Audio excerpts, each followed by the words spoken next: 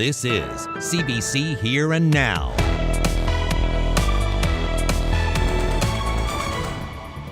Mammography questions. Somebody has not done their job here.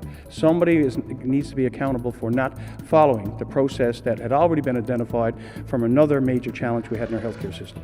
We'll tell you why a review of breast cancer screening has been expanded to include people in the whole province. Coming up on Here and Now. Back to school is just around the corner, but for parents and guardians, that comes at a cost. More on that just ahead. Good evening. We begin tonight with those breast cancer screenings under review. The number of patients affected has ballooned. More than 16,000 scans will need a closer look, but as Mark Quinn reports, health officials believe the risk to patients is low. On behalf of Eastern Health, I'd like to extend my apology for any worry or concern this issue may be causing or creating. This apology comes after the province's 4 regional health authorities all confirmed some breast cancer screening images were interpreted on computer monitors that don't meet Canadian standards for mammography. We have systems in place going forward. We can assure all women in the province that mammography reads will be done on 5K monitors. That means many more patients than originally reported. More than 16,000 breast cancer screening images will now be reviewed, going back as far as 2013 in the Western region and 2018 elsewhere. While this occurrence appears to have low risk, it is important these images be reviewed as quickly as possible, and we're taking all required steps to address the occurrence in a timely and thorough manner. Reaction on social media was swift, with some saying they're infuriated, especially after errors with breast cancer treatment decades ago led to a judicial inquiry in 2007. Baird reassured patients today, saying they can have faith in the province's breast cancer screening. So we're very confident with the quality of our mammography services.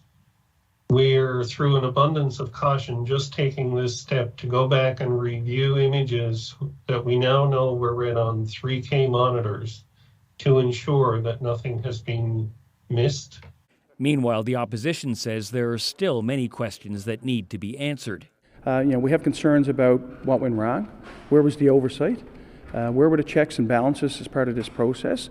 Did people follow anything that we had learned from the Cameron inquiry? So far, Central Health says it's found 4 possible discrepancies.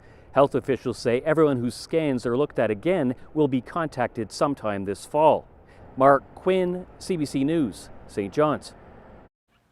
Well, the health authorities are encouraging patients who have questions or concerns to call these toll-free phone lines. We have those 2 numbers on your screen there. There's 1 line for those under Central Health, while the other 3 health authorities can be contacted using the second 1833 number. Those hotlines are staffed from 8 a.m. to 4 p.m. Monday to Friday. Well, staying with health news, 4 more people in the province have died in the last week from COVID-19. 3 of those people were 80 years of age or older. The other person was in their 70s. There have been 24 deaths caused by COVID this month, 229 since the pandemic began.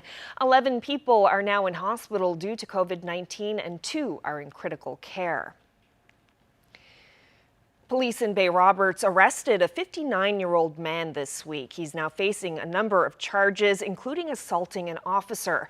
It happened in a residential area of Spaniards Bay. The man reportedly created homemade highway barriers and refused to remove them. Those barriers obstructed construction crews from completing their work, and when police arrived, the man allegedly became irate with one officer and assaulted him. He's expected to appear in court at a later date to face charges.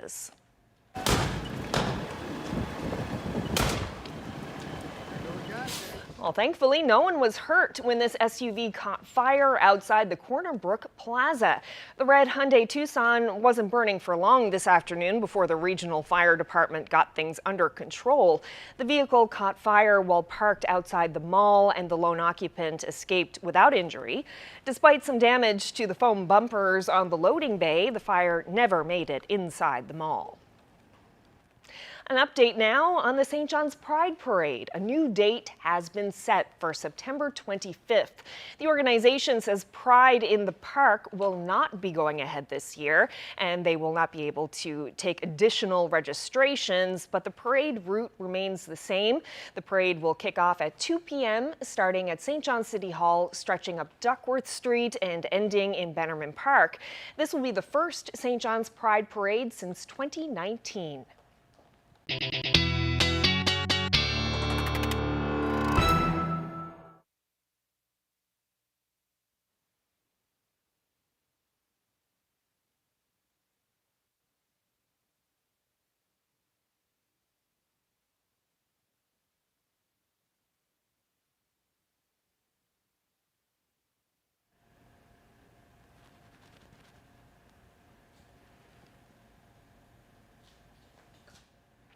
All right, we'll check back in with Ashley in just a moment, having a bit of a technical issue there. So we're just one short week away from the start of the school year. For parents and caregivers, that means back to school shopping as well as back to school spending. Here in Now's Henrika Wilhelm has more on the rising cost of those much needed supplies.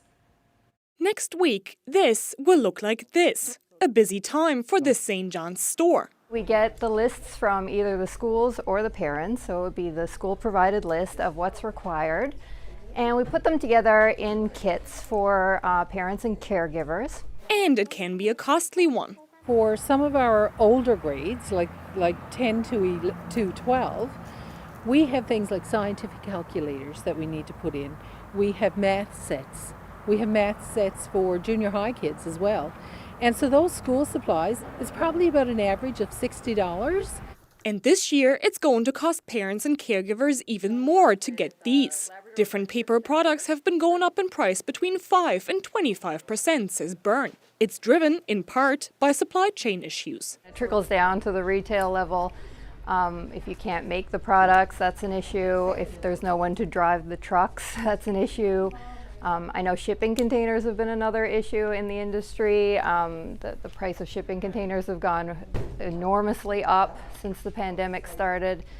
And so all these factors just create this like hornet's nest of problems in the supply chains. Since January, we've seen an increase in the number of calls for our food bank in particular, and the number of calls for emergency food banks. Every week, we're getting people calling saying, you know what we're receiving is not lasting 30 days. So when we talked about back to school, we knew that we were going to see an increase this year in the amount of kids who'd be registering. Byrne says the company is trying to help struggling families out, for example by offering group discounts or partnering with local charities. Meanwhile, Smith says the waitlist at the Single Parent Association is as long as ever. We've been able to provide backpacks and age-appropriate school supplies for single-parent families for a number of years. Last year, we gave out 364. This year, it's 670. Inflation in Canada has gone down slightly over the last month, but is still at 7.6%. And Smith says people's need for school supplies and other necessities can be seen daily. But there's also some positive news. Thanks to some donations since last week, the Single Parent Association is able to get every child on their waitlist a backpack. Henrika Wilhelm, CBC News, St. John's.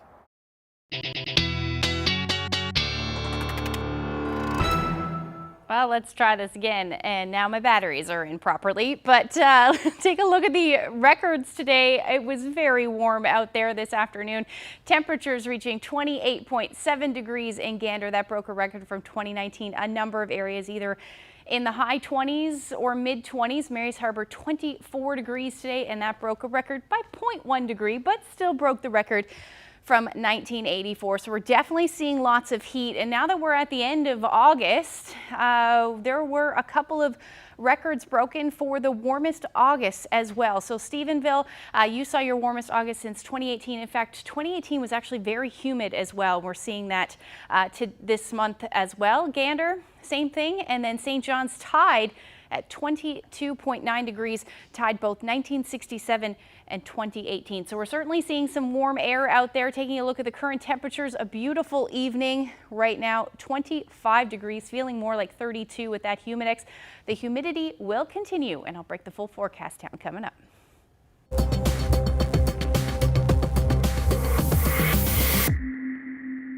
The city of Mount Pearl is appealing a judge's ruling that it violated Steve Kent's privacy by monitoring Facebook messages between him and two councillors. The city believes it was fully justified in seizing and reviewing those messages.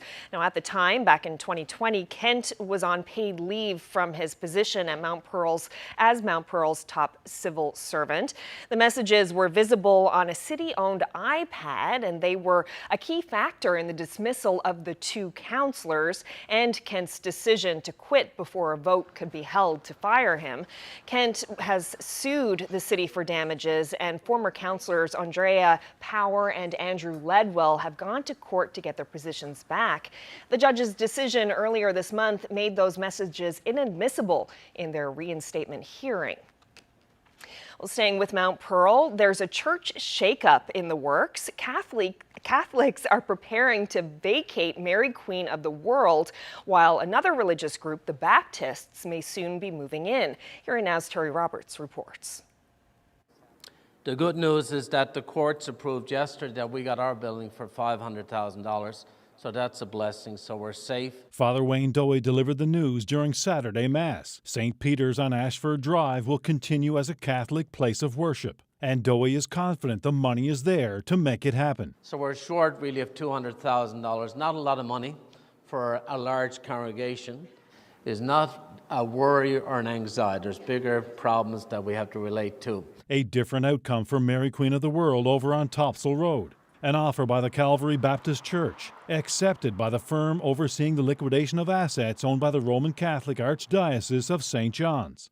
So that church is bought by the Baptist Church, $1.4 million. It's the latest chapter in the ongoing and historic sell-off of properties, from churches and rectories to parish halls and vacant land, by the Archdiocese. The Archdiocese is under creditor protection as it tries to raise millions to compensate Mount Cashel abuse victims. It means a dramatic restructuring of the Archdiocese on the Avalon and Burin Peninsulas, with some churches being sold off to private interests. The final Mass at Mary Queen of the World, meanwhile, will take place on October 2nd. And no hearts are broken. We're all sad. It's a beautiful church, beautiful parish family. Dowie is hoping that displaced Catholics in parts of St. John's, Mount Pearl, and Paradise will find a new home at St. Peter's, which will be renamed. Please consider praying with us at St. Peter's Church. The fate of this unique artwork at Mary Queen of the World remains in limbo. The collection was created by the late Jerry Squires and is also up for sale. Another $400,000 that must be sold as well. Pastor Steve Bray of the Calvary Baptist Church was reluctant to talk today. The deal to buy the church is not yet finalized, and he wants to be respectful to the abuse victims and the Catholic congregation at Mary Queen of the World. Terry Roberts, CBC News, St. John's. Well, after almost 16 years, the Atlantic Pursuit may finally depart Grand Bank Harbor. The Department of Fisheries and Oceans has issued a tender for the removal of the former clam trawler. As the CBC's Daryl Roberts reports, it can't come soon enough for the harbor's supervisor. In December 2006, a rogue wave struck the Atlantic Pursuit, knocking out electricity and the wheelhouse. The vessel has floated in Grand Bank Harbor and in limbo ever since. Former owner Clearwater Seafood sold the Atlantic Pursuit, and various owners have come and gone in the years since. Grand Bank Harbor supervisor Barry Smith says the departure of the ship can't come soon enough. It's been a thorn, like pretty much, in the Harbour Authority's pocket and the town. Been hopefully it was going to go, and it just keeps seeming to fall through. Smith says the last owner spent more than 2 years trying to remove the vessel. Well, the boat was owned by individuals or different companies. There's nothing anybody could really do, Now, DFO has taken ownership and is issuing a contract for its removal and dismantling. In a public notice earlier this year, DFO described the boat as dilapidated and incapable of safe navigation. Smith says potential bidders will be in the area today to view the Atlantic Pursuit. According to the tender, the successful bidder has until the end of October to remove the vessel. Daryl Roberts, CBC News, St. John's. Nunavut has planted its flag on the Wonder Strands. Here and Now brought you to that remote Labrador beach just last night when I connected with runner Dean Burden. Well, local residents see great potential for tourism in that area with the creation of the Smoky Mountains National Park. But as CBC's Heidi Adder reports, there's still much left to resolve. The significance of the day was not lost on the Nunavut leadership as members boated over to the Wonder Strands. It's the anniversary of the 1765 British Inuit Treaty. This 50-kilometer stretch of sand has a rich history, used by Indigenous groups for generations, named by Vikings who landed there. It stretches along Labrador's coastline near Cartwright. Many people in Sandwich Bay and some of the surrounding areas, they know that this place is home. That's a people that know their own land. That's a people that comes from a long line of people who knew their own land and their own waters. He says the flag shows Indigenous people were here, are here, and will remain. Nunavut is currently in talks with the federal government over a land claim agreement which includes this iconic beach. And it's not just land in dispute. Nunavut itself has been challenged by the Innu Nation, Nunatsiavut, and other Inuit groups, been called a settler nation by those who disagree with the leadership, but the NCC isn't waiting for the agreements to finish. Following a drum ceremony, the flag was raised. I guess a lot of people might say, well, our people didn't have much use or much ties to this land, but we trapped there, fished there, berry picked there, used the land in every way, used it, cutting wood, saw logs, you name it, it was done on this river, same as it was done in all of the coastal Labrador communities and rivers.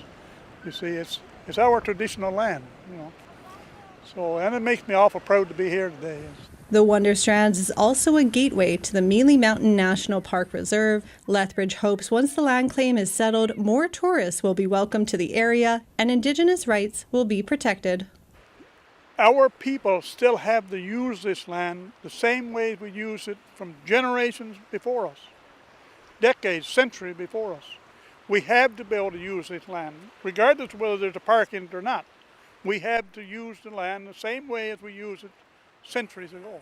Heidi Adder, CBC News, Cartwright.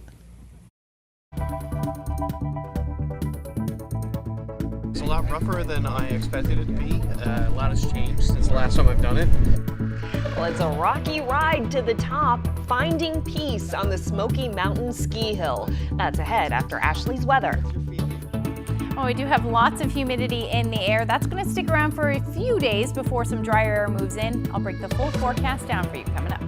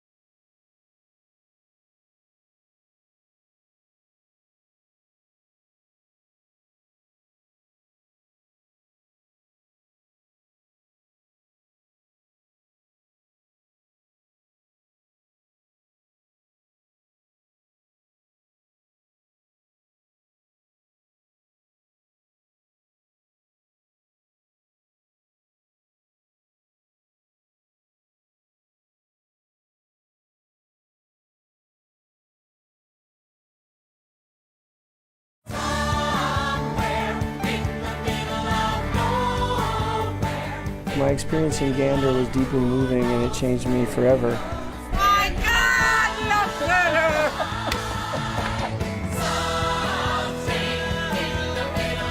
I have never, ever met anybody as nice as the people in Gander. You ought to be so proud of everybody here.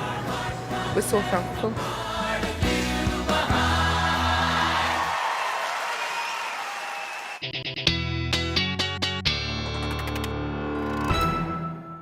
Well, we are well into hurricane season. It started in June, but we haven't really seen a whole lot of activity. We haven't been talking about it, really, because, yeah, like you said, not a whole lot of activity up until now. Things have started to change a little bit. The tropics are starting to heat up, I guess, as far as tropical systems go. So let's take a look at what's going on. There's actually 3 areas that the National Hurricane Center are monitoring at this point. They're all more than likely going to become a hurricane, or at least not a hurricane, but at least a named storm over the next couple of days.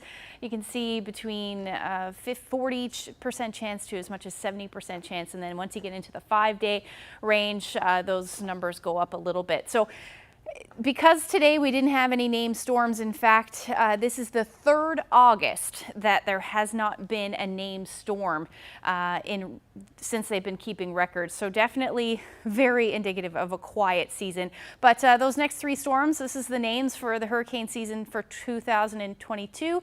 Danielle, Earl, and Fiona, if those storms do develop like they are forecasted to. So definitely going to keep an eye on that. And if there are any potential impacts for the province, I will certainly let you know. But right now, the story really is the heat across the province. Temperatures into the 20s, around 28 degrees in Gander. Well warm up across the Big Land as well. 24. Took a while to get there. Earlier today, I was like, are you really going to reach 24 degrees in Lab City? Certainly, though you have. And those temperatures across areas towards the coast are between 23 and 24 degrees. Still hanging on to those cooler temperatures, though, up across Nain. Now we factor in that Humidex value. Those Humidex values anywhere from 30 to 32 for a good chunk of the island, and even up across Labrador as well, feeling more like 26 in Lab City today. So not much humidity, but still a little bit. And then feeling more like 31 in Happy Valley, Goose Bay, and 30 in Cartwright today. So certainly lots of humidity, and that's because of where the systems are right now. Anything south of that is where south of this frontier is where you're seeing that Humidex. And lots of moisture just off to the west at the moment along a cold front. If I show you all of that moisture, it's coming in from the tropics, and it's going to head across the Maritime provinces tonight and then towards Newfoundland and Labrador as we head into Thursday. So this will bring some heavy rain for a good chunk of the island. In fact, could even bring some thunderstorms as well. But Environment Canada has issued a rainfall warning for that time frame from Port aux Basques through to the Canagra Peninsula, and we could see upwards of 30 to 50 millimeters, and some areas may see a little bit more than that. So taking a look more near term, some of those showers are going to work their way towards Lab City tonight. Already seeing some showers today, but we will see some heavier showers as we head through the overnight areas along the south coast, potentially even the Avalon. Could see some fog patches tonight, and also some drizzle as we see that more humid air move in. And then as that cold front heads towards central Labrador, you're likely going to see some showers sparked with that as well, and even the potential for some thunderstorms as well as we get into the early morning hours. Temperatures tonight will be mild right across the island, somewhere between 17 to 20 degrees as your overnight lows. Up across Labrador staying fairly mild as well, 12 degrees in Lab City, 18 in Happy Valley, Goose Bay. So as we head through tomorrow, that front will move through, and this is where we'll see that potential for some thunderstorms. Lots of moisture, so it will be heavy rain through the afternoon period and then even into the evening hours as that continues to track a little bit further east. But you can see that pretty well defined there. You've got the winds out of the southeast on the east side, and then on the west side those winds have shifted. So that's definitely a front moving through, and will continue to do so as we head through the overnight into the early morning on Friday. That will move further east. As far as rainfall amounts go, I Those rainfall warnings for about 30 to 50 millimeters, but if we do see that heavy rain, there's lots of moisture. We could see some pockets of even higher than that through central and along the west coast, especially if we do see those thunderstorms develop as well. Temperatures tomorrow, another warm one, but as that front moves through, you're going to notice those temperatures are much cooler on the west coast, only into the 21 to 23 degree range, with those winds generally out of the south between 30 and 50 kilometers per hour. Northern Peninsula as well, you'll be hovering in and around 23 to 24 degrees, but again, that humidity is going to stick around tomorrow, and even more so as we head into Friday. As far as Labrador goes, still staying mild, except as the front moves through. Temperatures into the teens for Lab West, about 14 degrees for you in Lab City, and then hanging on to that chance of thunderstorms through central Labrador. So that's a look at the forecast. We'll look ahead when I come back. Thanks, Ashley. Well, it's not your typical Sunday drive. A group of Jeep lovers are making the most of Smoky Mountain ski hill just outside Labrador City, and they don't need snow to do it. As CBC's Daryl Din reports, for one rider, the steep, rocky ride is about much more than the adrenaline rush. Smoky Mountain ski hill in Labrador City. Without the snow and the skis, it's a bit bumpy in a Jeep this time of year. But Kent Tarrant knows all about a rough ride. For this cancer survivor, the ups and downs in his four-wheel drive are like therapy. Four low and take it easy on the gas. Don't go. You're not going to power your way up. You're going to have to creep your way up. And what got you into sort of four-wheeling? We always did a lot of exploring when we were kids. We spent a lot of our young lives up here in the back of Smoky. Of course, when you became an adult, then you had cash for bigger toys. So first it was an 83 Suburban, then it was an 89 Jimmy, and then it was, I think I moved over to the Jeep realm then and bought myself a Cherokee. So I've been off-road now for probably a good 30 years, I'd say. His love of exploring helped him during his 8 months of chemo treatment while he was in St. John's. That's where he met up with the Newfoundland chapter of Pirate Off-Road Nation. I actually spent a lot of time off-roading with the guys in St. John's when I was sick the other year. They really took care of me because I had my Jeep out there with me, see? And did that help a lot, sort of get your mind off things? Absolutely.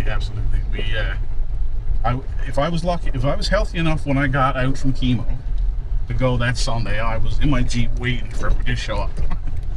And the guys out there really, they understood my situation, and if I needed help, they gave it to me.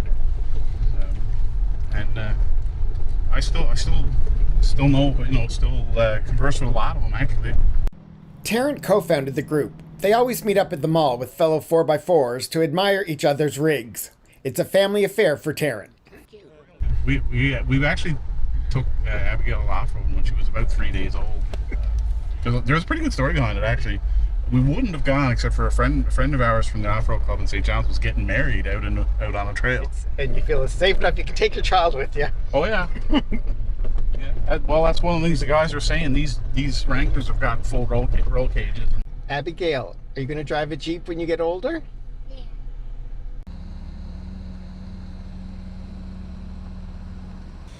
At the summit of Smoky, time to take a break and take in the sights. Jamie, how was your drive up?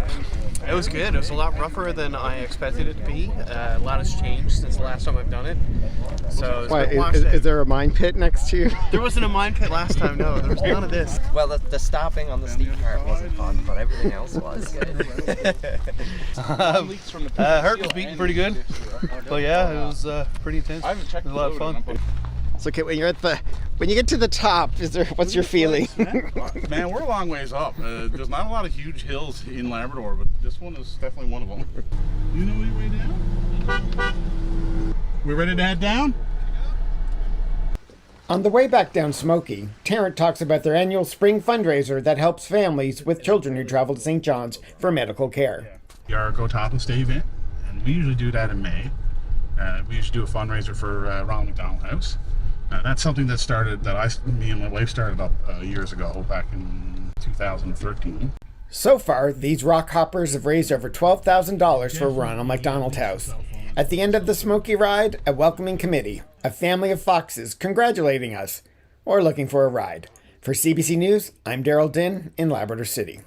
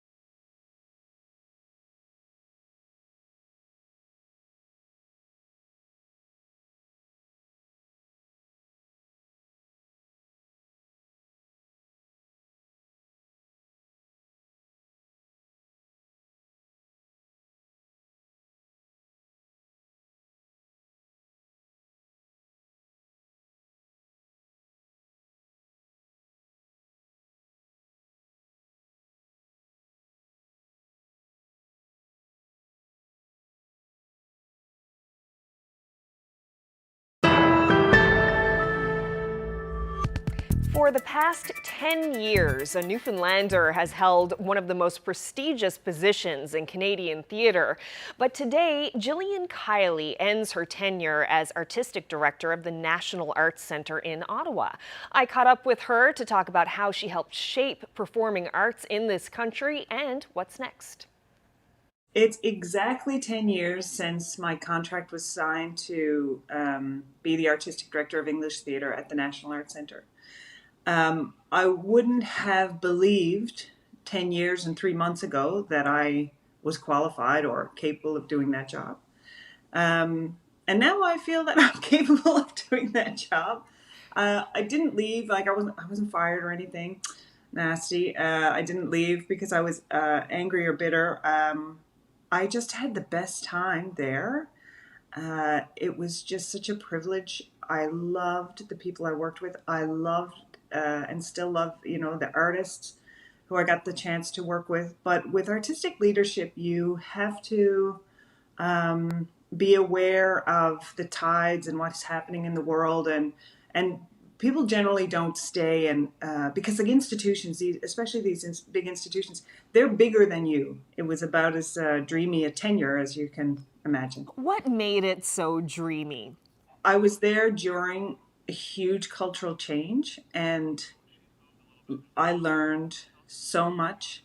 I didn't know anything about Indigenous populations in Canada and Indigenous people in Canada and Indigenous art in Canada. I knew nothing about it. I learned more about this country and the different kinds of voices in this country and the different kinds of art that is created in Canada. What kind of a difference do you think it made having a Newfoundlander be the artistic director of the National Arts Centre? Well, a lot of Newfoundland work got done. Woohoo! You come from a small place, and then I know what good theatre is happening in Newfoundland. So I can only guess that excellent theatre is happening also in Winnipeg, and also in Regina, and also in Victoria.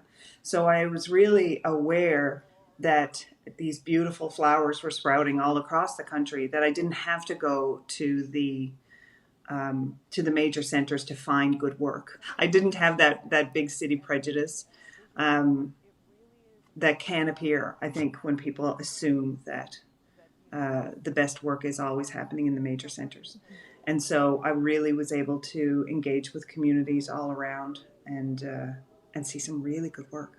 You know, which was also part of the revolution that was happening, the cultural revolution that happened over the past 10 years, that I was, again, privileged to be at the head of an institution while that was happening.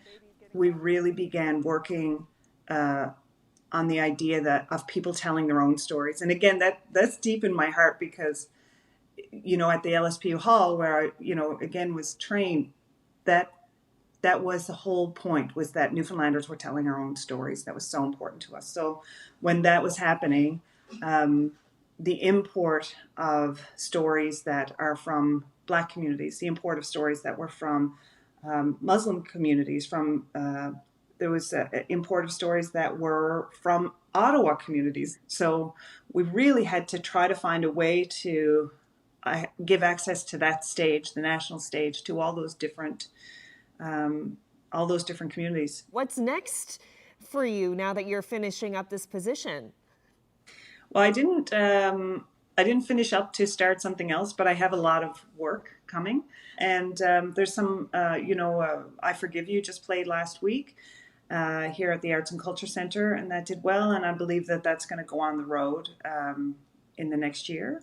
And then the other show that's coming through Newfoundland now is Telltale Harbour, which I had an absolute riot working on with the great Alan Doyle. So that's coming through town late September, early October. So that's coming right through the whole Newfoundland circuit, and that's really fun. You'll enjoy that.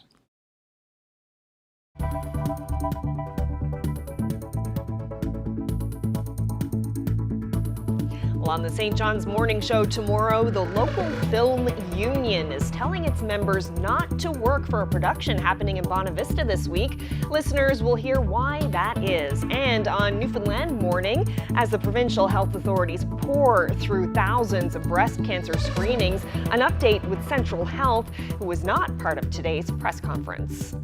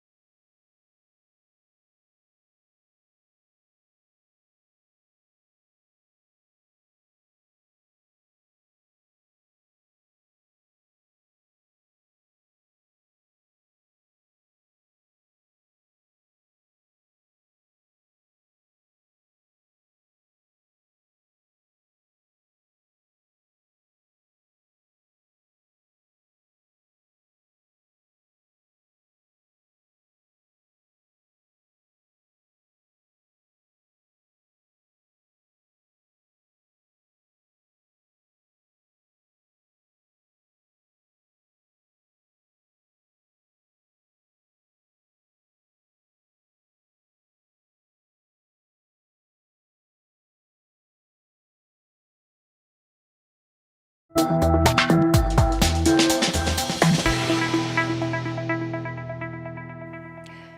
in the show, we gave you an update on the Atlantic Pursuit. The former trawler has been docked in Grand Bank Harbor for nearly 16 years. DFO has put out a call for tenders. They want it gone and soon. But just where did the vessel come from? We dipped into the Here and Now archives to bring you this next report. Otso Razori was there back in 2006 when crew members made it safely back to shore after 3 harrowing days at sea, stranded in a brutal winter storm. 20 of the Atlantic Pursuit's crew of 33 arrived early this morning on the Coast Guard vessel Cygnus. Most of the men were just anxious to get home after being tossed around for 2 days on a disabled vessel. The men who were in the wheelhouse when the wave struck had a more harrowing story. We're up on wheelhouse main tone and skipper Kevin, and we're just talking and stuff, and some weird swell come out of the water and just both come right through the wheelhouse. Everything just went everywhere, and I got jammed underneath all the debris in the wheelhouse. Skipper come over and got me out. Wouldn't for him, perhaps could have been worse. The wave damaged the ship's steering mechanism and knocked out its communication system. A sister ship arrived shortly after, but could only stand by in the rough seas. The Coast Guard got there the following day. It took another 24 hours before seas were calm enough to transfer the men from the stricken vessel. They seemed anxious to get off. They've been through a lot the last 2 or 3 days, pounding around. The 2 crew members who were in the wheelhouse were taken to hospital for observation. Leg and left side is pretty bruised up and stuff, and big cut in the back of my head and stuff. Toe got How about you? So especially the same thing, a lot of marks. I mean, you just got thrown around like crazy? Yeah. Do you remember that? Remember being underwater in wheel ice, right? First, they need to take a break. They want to be with their loved ones and their family, and within the next few days we are going to get in contact with them, and then once the vessel's there, together with the interviews of the crew, we're going to know more what happened exactly out there. The Atlantic Pursuit is a 60-metre factory freezer trawler fishing for clam and operated out of Grand Bank by Clearwater Seafoods. The vessel is being towed back to Grand Bank. The men took the bus. Otso Razori, CBC News, St. John's.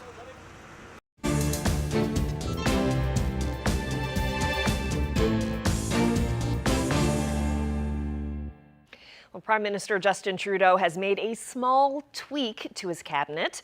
The shuffle was announced earlier at Rideau Hall in Ottawa. I, Philomena Tassi, do solemnly and sincerely promise and swear. Philomena Tassi and Helena Jasic are switching positions. Jasic is taking over as Minister of Public Services and Procurement. Tassi becomes the minister responsible for the Federal Economic Development Agency for Southern Ontario.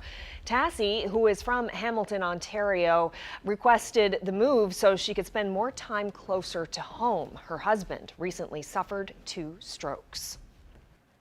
Well, in Calgary today, Deputy Prime Minister Chrystia Freeland said she loves Alberta, which is her home province, and said the world needs to know it's a welcoming place. She also commented on the verbal attack she experienced while walking into an elevator in Grande Prairie on Friday. Freeland urged Canadians to show their support for politicians and others who have experienced similar recent incidents.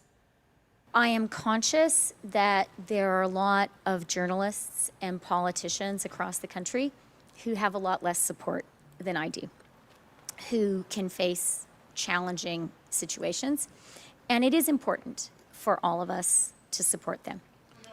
RCMP are investigating the incident in which a man swore at Freeland, calling her a traitor and told her to leave the province. Yesterday, Freeland visited a greenhouse facility in central Alberta and met with the mayor of Calgary, Jyoti Gondek. Well, 6 months after the Russian invasion into Ukraine, more and more families fleeing the conflict are relocating to Canada.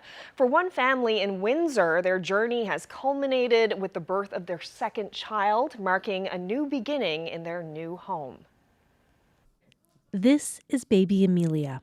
Wrapped up in the arms of her loving mother, new to the world, her life begins in the safety of Windsor, far from the destruction that forced her parents and 3-year-old sister to flee their home in Kiev. We sought information that Canada proposed some special program, improved some special program for Ukrainian people. Because we lost all? Why not? Why? Yes, we have nothing, so we have nothing. If they start new life, why not in Canada? Emilia is 3 weeks old. When her mother became pregnant, the family was still in Ukraine, then still a family of 3, both parents working in the advertising industry, planning to buy a new home. Smetankina was 3 months along with her second child when the war began in February. I opened the window and I heard the boom, boom. Their plans, their hopes changing that instant. The family fled, ended up in Germany, then arrived in Canada on Mother's Day. A big help for them was Lasha Dudar, co-founder of the group Windsor-Essex Supporting Ukrainian Newcomers. The family reached out to her on Facebook while they were quarantining in a small basement apartment. But when I met this family, he had said to me that he was wearing the same clothes for 3 days. They needed soap, they needed food, they needed basics. She helped provide and quickly fell in love. That little girl, Elisa, stole my heart, and I said, when you're done quarantine, you're coming to live with me. They stayed with her nearly 3 months. They're part of my family now. The family was determined to set up a home in time for the new baby. Pavlenko secured a job, and they just moved into a home of their own in Walkerville. Days later, on August 2nd, Emilia was born, yet to learn of the turmoil her parents endured to get her here safely. My birth was wonderful, very wonderful. Yes. Dudar, who the family describes as their angel, was there. I got to cut the umbilical cord, so that was pretty awesome. I want them to have it all. They deserve it. He works hard, she works hard. They're amazing family, amazing parents. I want them to have every opportunity that they possibly can get from this country. The family is content, grateful, and sure that their choices mean life will be better for their kids. Katerina Georgieva, CBC News, Windsor, Ontario.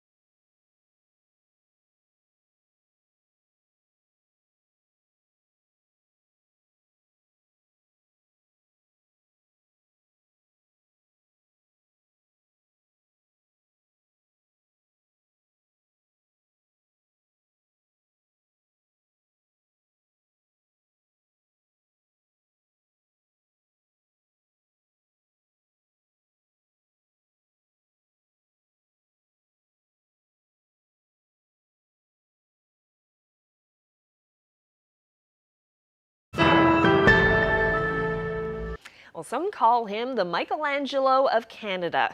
And this week, for the first time in decades, his famous murals will be made visible. They've been hidden away behind the walls of a cathedral in Antigonish. It's the work of Quebec painter Ozias Leduc, and as Carolyn Ray reports, it's now a race against time for restoration crews.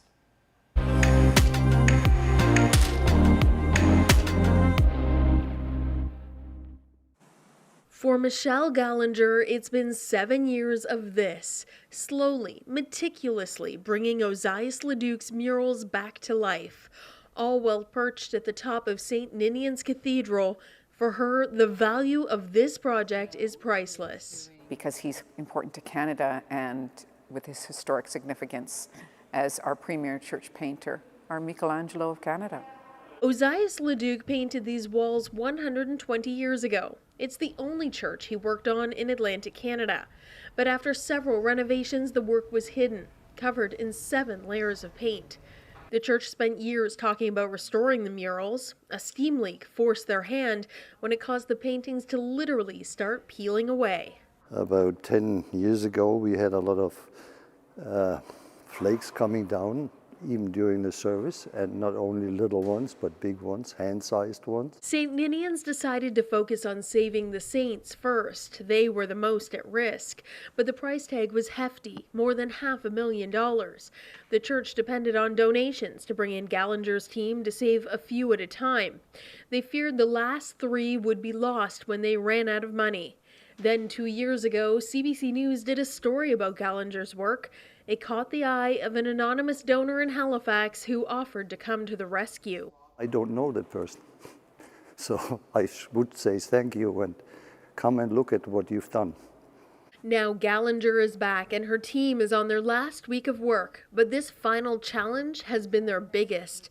Time has made St. John frail. They've spent 3 months on him, carefully gluing fallen pieces back onto the walls. Like if you had put your hand against it, it would have shattered and fallen to the ground. That's how unstable he was, yeah. When the scaffolding comes down this week, Gander and her team will finally be able to take in all they've accomplished. But there's still secrets in St. Ninian's. Other Leduc murals are hidden in the church. No one knows what they look like. It's Galander's dream that St. Ninian's will one day bring her back to find out. Carolyn Ray, CBC News, Antigonish.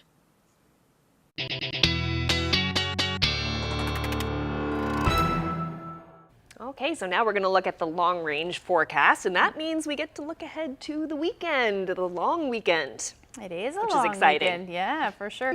We're going to see lots of rain tomorrow, and that's going to move across the province for the most part by the time we get into the evening hours and then into Friday morning. That's when eastern Newfoundland will see some rain. So let's take a look at the future tracker just to time that out. And as you can see there's the rain for Friday morning. Now, most of Friday will in fact be fairly wet for the eastern half of the island. You may see some lingering showers develop into the afternoon for the west coast and then also up across the Big Land as well. But most of the heavy rain should move off by the time we get into the evening hours and actually see some clearing skies as well for areas for western half of the island. Now up across Labrador, you're still going to see those showers lingering into the evening hours as well. Eventually you'll see those clearing as we get into the morning. Temperatures will sit somewhere between 13 to 19 degrees across the Big Land and then into the 20s. Low to mid 20s for the island, but it is going to feel very humid through the afternoon. Those humidex values likely into the low to mid 30s through the day. And even though temperatures around 22 degrees, dew points will be around 20 to 21. So that's why you're going to feel that humidex or that humidity as well. Once that front moves through, those winds will shift and we'll actually see some drier air move in as we get into Friday evening and into Saturday, pretty much right across the board. Saturday at this point looking pretty beautiful for most areas. We're also going to see that wind shift to more northerly winds, so that means some cooler temperatures as well. And then some showers will move right back in Saturday evening for the western portion of Labrador and eventually the north as well. So up until then, though, the temperatures are actually going to be pretty nice, cool, relatively speaking, and comfortable. But with that sunshine, it will feel much warmer than this. So somewhere between 19 to 22 degrees, pretty much right across the board, with the exception of Lab City, again, where you're going to see those showers roll through. Taking a look at the long-range forecast, after that, the long weekend, looking fairly nice with temperatures around 19 degrees. Also the chance of some showers, though, as we get into Monday. And then for central Newfoundland, you're looking at a nice stretch of weather as well. 21 to 23 degrees. I think that's fairly perfect weather. And then for western Newfoundland, especially for your starting of September. But for western Newfoundland, you're looking at some showers moving in by the time we get into Monday, but a similar forecast as far as temperatures go, between 20 and 22 degrees. And then for eastern Labrador, showers for your Sunday, but by Monday you should clear out. But temperatures are dipping and overnight lows are as well. You're really chilly, though, for western Labrador by Sunday night. It's like single digits, 2-3 degrees for your overnight with some showers. By Monday, you're just looking at some cloudy periods. Take a look at this beauty shot. This is an evening view of Kite Cove there. William shared that great shot with us. Looks beautiful. If you have any weather photos you'd like to share with us, send them to my Facebook, Twitter, or email them to nlphotos@cbc.ca. Another gorgeous one. Thank you so much, William, for sending that in. Well, that's it for us on this Wednesday evening. Thanks so much for, there we go. Thanks so much for joining us, everyone. Have a good night. Good night.